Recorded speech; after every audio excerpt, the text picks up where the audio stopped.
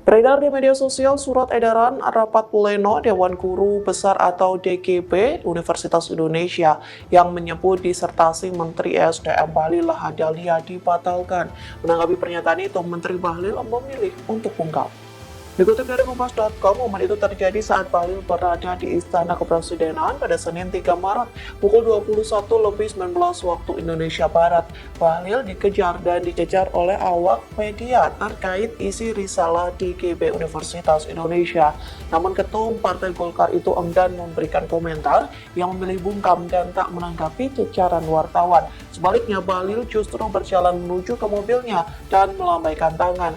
Meski begitu, awak media masih mengikuti Bahlil untuk menanyakan perkara yang sama. Menteri SDM ini tetap bungkam hingga ia masuk ke mobilnya.